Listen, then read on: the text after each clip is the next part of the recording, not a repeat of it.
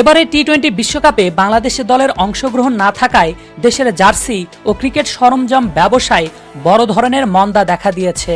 টি-20 বিশ্বকাপকে কেন্দ্র করে যে বিপুল পরিমাণ বিক্রির আশা ছিল তা ভেঙে পড়ায় পুরনো স্টকে থাকা জার্সিগুলোরও বিক্রি কমে গেছে অনেকটাই।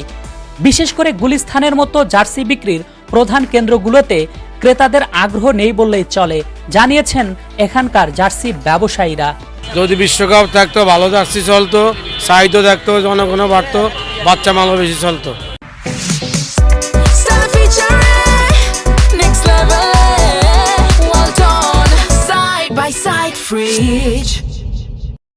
বাজার মন্দার কারণ একটাই, বাংলাদেশ দল বিশ্বকাপ খেলছে না, যার কারণেই সাধারণ দর্শকদের মধ্যে জার্সি কেনার উৎসাহ নেই অনেকটাই।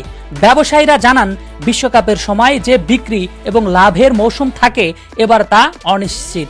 নতুন ডিজাইনের জার্সি তো দূরের কথা, পুরনো স্টকে থাকা জার্সিও বিক্রি হচ্ছে না।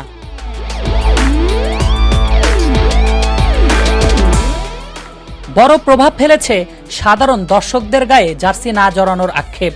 বিশ্বকাপের সময় বাংলাদেশের জার্সি পরা ভক্তদের যে চিত্র দেখা যেত এবার তা অনেকটাই দেখা যাচ্ছে না।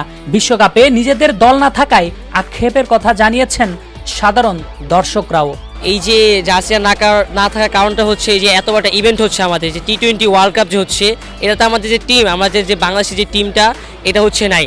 তো এত বড় ইভেন্ট হচ্ছে, যদি বাংলাদেশের টিমটা না থাকে এর থেকে দুঃখজনক আর কিছু হতে পারে না বলে আমি মনে করি। শুধু ব্যবসায়ীরাই নন, এই পরিস্থিতিতে ক্রিকেট বোর্ড ও সামগ্রিক ক্রীড়া সরঞ্জামের সাথে জড়িতদের আর্থিকভাবে ক্ষতি করেছে অনেকটাই। সব মিলিয়ে বাংলাদেশে টি-20 বিশ্বকাপে না থাকা ক্রিকেট ভক্ত ও জার্সি বিক্রেতার জন্য একটি হতাশাজনক পরিস্থিতি তৈরি করেছে, যেখানে বিদেশি দলের জার্সির চাহিদা থাকলেও দেশীয় দলের জার্সি বেচাকেনা তলানিতে এসে ঠেকেছে। আরফিন জুয়েল, যুগান্তর স্পোর্টস।